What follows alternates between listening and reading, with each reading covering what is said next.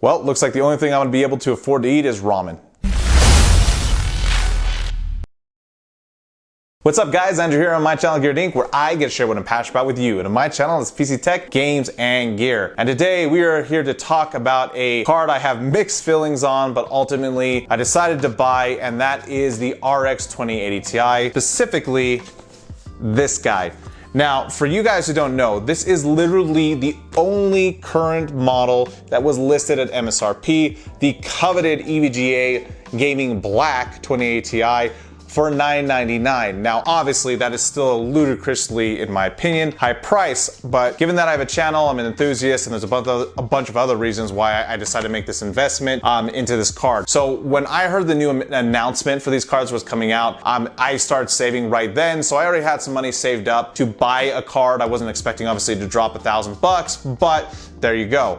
So with that being said, as you'll notice, my system shut down. I've already taken out my 1080. I'm gonna be doing a full wipe of the drivers, and this review, let's say, is gonna be a little bit quick and dirty. We're not gonna do a ton of different benchmarks and things like that. I'm gonna obviously make a lot of videos with this card. Today is more just kind of getting it installed, kind of filling it out a little bit, because really the only difference between this card and the Founders Edition is, besides the texture fill rate, is literally like a 90 megahertz overclock, or boost clock, I should say, which I fully expect to get that in overclocking, so there's really not gonna be any difference. Can I just say though, look at the size of this box. Like, I posted this on Instagram, and like, but compared to my head, like, this is probably one of the biggest graphics cards boxes I've ever held in my life. But let's take it out and take a look. I'm still trying to get it out of the box.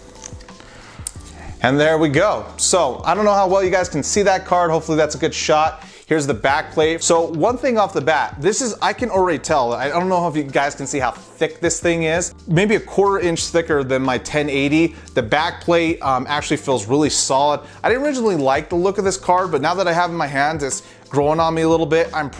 This actually comes with the trim kit that has the different colors inside of it, so I'm probably gonna end up switching those out. But I mean, overall, we're just gonna take the plastic off. I don't really care. All right, so there you go. You guys see it? This, and just so you know, the heatsink on this thing is heavy, man. This is easily, like, I don't know, twice as heavy as my 1080 was, something like that. And then obviously you can see that we have our two 8-pin power connectors, because this sucker does draw a lot of power. And so anyway, I'm gonna install this in the system. We're gonna add obviously our new drivers. I'm using the the DDU tool. I'm using that to uninstall. We're doing a completely clean driver install with this. So we are gonna get that installed, and then we'll be right back. All right guys, so hopefully you can see here, it actually doesn't look that bad. I mean, there's not really any bend in it. We don't have any GPU sag, but that could be because these are reinforced PCIe slots on this B450 extra Strix motherboard, so that could be just as much of a reason for it as well. I'm not really that excited that I had to use 2 VGA cables. For some reason, my splitter on this one wouldn't work, wasn't going in. So once the drivers are installed, we're gonna fire up some games. I'll have some metrics running so you guys can see things like FPS and whatnot. I'm gonna do a bunch of videos with benchmarks, so this one isn't gonna be that in depth, but let's fire it up, have some fun, and kind of see what it's capable of. All right guys, so I'm actually using my DSLR to do this, just simply from the standpoint that OBS was being really weird, and this is kind of a quick and dirty review, right? We're not doing any like hardcore benchmarking or anything, just to kind of give an idea.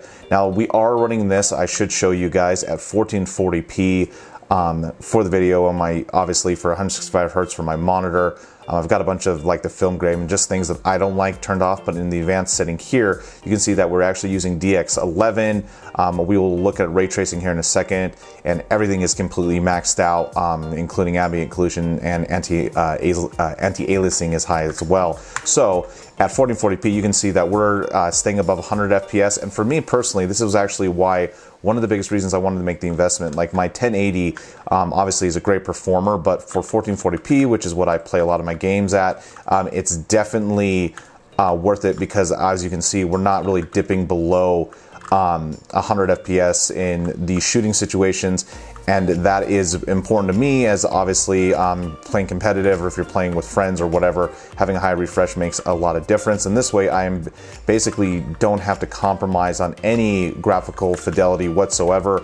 I should also note that this is running on my Ryzen 2700X at 42 gigahertz, basically 4300 isn't stable across all cores, and so I do have it manually overclocked and undervolted right now. And then my RAM is set to 3200 using the XMP profile with timings of 16, 18, 18, 18, I believe. So basically, this is kind of what you can see for Battlefield. But now what I want to do is I'm going to reset this and see what we look like with ray tracing on and how much of a performance hit we take. All right, so we actually have ray tracing with DXR, basically it's what's called in here, set to ultra. And again, I don't know how well you can see it, I'll blow it up. I'm actually having to use, not my favorite, but I'm having to use NVIDIA GeForce, basically their fraps counter in the top left, because fraps itself won't for some reason work with ray tracing turned on. But you can see here we have dipped significantly. Now, to be fair, we're still at ultra settings, we're still at 1440p, but I wanted to test it at this because a lot of the reviewers on this have actually done 1080p obviously to show, but look at that, when I'm shooting, dipping into the 20s. All right, so you can see that this isn't something necessarily that you'd want to have enabled if you want to have a coherent, I would say, gaming experience. Yeah, you can see kind of everything dipping, but the point of this is, I mean, obviously it's quite beautiful when you can see different reflections being rendered in real time, accurately based off where the light is actually hitting, which is pretty amazing. The shadows in terms of the what you can see here on the water is actually pretty fantastic. But so we're going to go into our settings really quickly, and we are going to actually change it if it allows to without which setting. So let's turn it down to high really quickly. All right, so high and ultra look more or less the same to me. It doesn't look like we got much of a performance boost. Yeah, I mean, it's virtually the same. All right, so let's go down one more to, what, medium? Yeah, medium's next. All right. All right, so I mean, yes, maybe a little better performance, but one of the things that I'm actually noticing, I'll get it out of the fire here. One of the things I'm starting to notice is the reflections on the gun aren't quite as crisp. It doesn't look like the shadows or the lighting being cast by the fire is as good at those other two settings. Let's go down to low now and kind of take a look and see what happens there, which I think is the lowest setting, yeah, because we were at ultra before. Alrighty. All right, so immediately I can tell you at low, there's a fairly significant gameplay improvement. And it's funny because like comparing these side by side in other reviews, you can definitely see the difference with all the different settings turned on. But just showing you going from ultra to low, yes, I can see the difference obviously on the gun. I can see the difference in the water. But I mean, unless you're looking at these comparatively side by side, ultimately, these little details are things that are going to be easy to overlook, and I don't think the majority of our gamers are honestly going to notice. But there you have it as far as just kind of a quick, very quick ray tracing video on what the performance looks like. And again, this is at 1440p. In fact, just for you guys, why don't we drop it down to what, 19? Let's see. Yeah, let's get down there. Have to click through all this. All right, yeah, let's keep it at 165. Apply it. Yeah, let's save those settings. All right, let's see how it looks out now. All right, well, obviously there's a dramatic improvement to performance, but you can see that we're still below that 80, 60, I should say, FPS ratio on the top. Let's crank that back up to ultra really quick and see what it does. All right, so yeah, I mean, this isn't, again, this is with the settings, everything else the same. Look at that, 25. It's not. Again, ray tracing is absolutely the future. I'm 100% convinced that eventually games will probably be rendered using ray tracing technology instead of traditional rasterization. But this is not something that you would, I mean, the average person, you're definitely not going to want when you're playing your video games, because you're going to want higher frames over basically the benefits that ray tracing has in terms of just lighting and shadows and everything like that. So anyway, that was just kind of a quick video on this, but I want to kind of wrap up with some thoughts. But first off, one thing that I'm going to kind of pan over to here, just one sec. All right, so you can see I've been having now, the GPU's been running for about 45-50 minutes, and it is toasty. We are hitting 83 degrees Celsius. This is with default settings.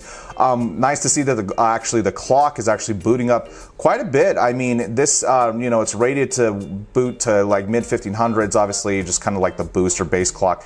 But you can see that we're getting all the way up into the 1800s, and we're getting almost 100% GPU utilization. 83 degrees is more than I'm typically comfortable with. I like to stay around the 70s, but it just shows that the GPU is able to push more performance, and you know, as long as obviously the headroom is there. Fans are at 80%, and I don't know how well you guys can hear it or not, but I'm going to show you kind of what it sounds like at 80%.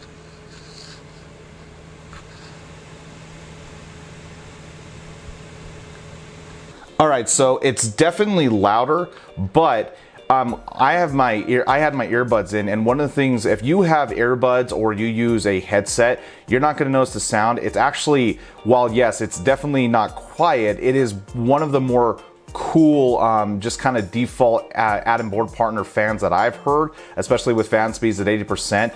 Like if you have, again, if you have some gaming, you know, headset on where basically your ears are being covered up, you're not going to hear it at all. The only issue is obviously if you like to play with speakers, then yeah, you might notice it, but it's not, you know, it's not terrible actually. I mean, I've had way worse, way louder fans, and so it's not a, maybe I should actually start shooting at the enemy, huh? It's not something that is bugging me particularly, but obviously your tolerance for that may vary. All right, guys, we're gonna get up close and personal for kind of my thoughts on this very quick overview of this GPU now that I've got to play with it a little bit. So this obviously wasn't the most in-depth review on this card, and it wasn't meant to be. I wanted this to be very kind of like organic, just kind of getting in there and messing with it a little bit. Now that I have the card, obviously I expect a lot of videos kind of, you know, you testing this, especially with Ryzen, because I don't think there's as many videos for that out. But let me kind of go over my experience with this card. So first off, let's talk about some of the bads just off the bat. First, you're gonna have to download the Windows update, which is 1809. There's a ton of technical issues with this that have been reported. I ran into some actual artifacting, some weird things going on with my system. And now they did have a fix roll out on the 10th, and you're gonna have to manually download or install this either from Microsoft's website using the manual updater, or you're gonna have to create an install file and do it manually from like a USB drive. So first off, if you wanna actually use ray tracing, which there's literally no reason to, because the only game that supports it right now is Battlefield 5, and the performance is horrendous, I would honestly just not install it unless you plan on trying that feature for yourself until more games come out or we have better optimization. As I've said before, I'm much more excited for DLSS at this point than I am for ray tracing, which is the anti-aliasing technology that comes with the RTX lineup. And so it's one of those things where for now, I'd hold off on doing any kind of Windows updating unless you absolutely have to or want to, because there are a lot of bugs. Now, secondly, in terms of installation, while it was fairly easy to get this thing going, I had to do a clean driver install 3 times. So basically using DDU, I uninstalled drivers, did a fresh install using not GeForce Experience, which obviously is just awful to begin with, but I was basically getting issues, and then it took the 3rd try until things kind of evened out, but I'm still getting some weird artifacting and things going on. So I don't know if it's a driver, I don't know if it's a GPU, but just know that you may run into some issues with this card off the bat. So be prepared for that. Now, the other thing, obviously, in terms of the card overall, and let's talk about performance and some of the cons, is you saw how hot this thing got. Now, that's disappointing because if you want to overclock this GPU, which I fully intended to, you're gonna have to probably either water cool this thing or get one of the other cards that has, you know, beefier fans, because we were hitting 83 degrees, which is right about the comfort zone that I would ever have playing on a GPU. I like to stay around the 70. Now, the inverse of that obviously is that we were getting higher boosts than I expected, up into the 1800s. And so at least on stock cooling, we were able to get a lot of performance, and that was pegged almost at 100% on the GPU. And then the other thing is, yes, the fans, while loud, are not the loudest I've ever heard. By far, they are actually fairly bearable, at least for me. And so kudos to EVGA for coming out with a good fan design as far as for those bearings, because we were ramping up into the 80% on that, and I wasn't something that, you know, was annoying me. After a minute, I kind of just didn't notice it anymore. But some of you who have more discerning ears than I do, that haven't been blown out from years of listening to heavy heavy music might have more of a problem with it. Now, the other thing to talk about obviously with this card is as far as the cost goes, for $999, it was definitely an improvement for my overall performance. I mean, literally going from a 1080 to this wasn't like double the performance, but it was pretty dang close. I was getting a massive upgrade to my gaming experience. But again, 4% of gamers play at 1440p, 1% of gamers play at 4K. So for most people, this card still doesn't make a lot of sense, even at MSRP. So am I happy with it? Sure, because it's an upgrade. But would I recommend even spending $1,000 on this card? It really depends on your usage case. And this one, again, being the cheapest of the lot, comes with a little bit of a performance penalty and definitely a heating and thermal penalty. Not massively enough that I think everybody, you know, $200 more for something else, unless, again, if you want overclock, which is the one thing you're probably not going to be able to do with this GPU, given the thermals were already maxing out just using it to game as stands. So anyway, guys, I hope you like this quick view, not necessarily review, but kind of look at this GPU. I'm definitely excited to have it on the channel, but as always, thanks to my patrons and my Twitch subscribers, guys. You make a huge difference to this channel. And if you want to support me directly, you can actually become a patron or a Twitch subscriber, and I'll put your name at the end of my videos. If you want to ask me questions, please leave me a comment down below. I always love to answer those. I literally try to read through all of them. Or join our Discord, which is in the description, guys, if you want to join a community of gamers and hardware enthusiasts, and you can actually DM me directly in Discord. I'm more than happy to help you if you have computer questions, or you want to build a computer, or you just want to kind of riff on hardware, or potentially see if you want a game, whatever. Just join the Discord. We have a nice community in there already, and you can become a part of that if you want to. As always, guys, if you want to get subscribed, you can, and hit that bell icon so you know when these new videos drop. I do have a giveaway coming out shortly. I'm just putting it together right now, so I'm excited. That video is going to come out within the next week, but I don't care if you watch these videos or if you don't. I'm going to continue to make them anyway. I hope you do, though, and I hope to see every single one of you next time here on GearedInc.